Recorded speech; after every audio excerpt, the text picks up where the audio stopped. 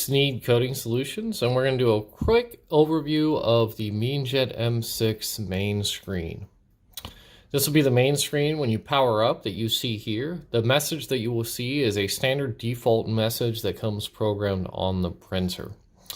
Across the bottom, there's the power button, an edit button, settings, and print. We're going to go through those individually here shortly. At the top, you'll see there is the message that is currently being printed, which is the default message. This is where you can go select other messages as you program them, and also an active counter where you can reset counters as well. So for power, this is just very simple. In the event that you're ready to turn off the printer, one, you can close the screen here. Always bring it back just by touching it.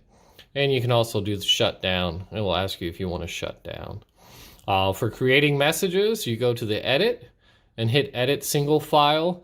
You can also create custom images here, and we can talk about the group file function in another video.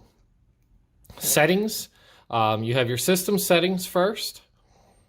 So this is where you can change your language. You can adjust your date in case that you ever need to change the date. You can also turn the sound on and off and adjust the brightness of your screen.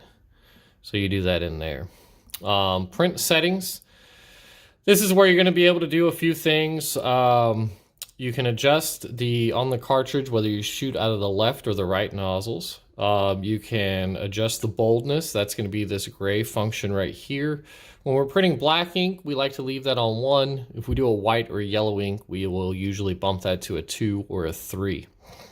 Over here, we're in print mode, which is key trigger, which is basically saying that the finger trigger here is what's going to trigger the print.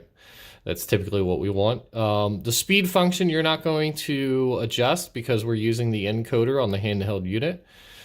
Same goes with the interval, but one thing that you can adjust is the print direction. So normal is basically sliding from right to left. But you can also do a reverse over the x-axis or a reverse over the y-axis or both in case you need to print upside down. Go back. Then there's also the about device. This will give you some different information that's going to be handy in the event you need tech support. You may be asked to access this menu with some questions. One thing in here, though, is also the remaining that you see right here. It's going to say a number, 100, and then reference. So that number is actually the percentage of ink you have left in the existing ink cartridge. And then you have your print button here, which is what you would push if you wanted, once you've selected a message and you're ready to print. Right now, we don't have a cartridge in, we don't have a message selected, so it's not going to do anything.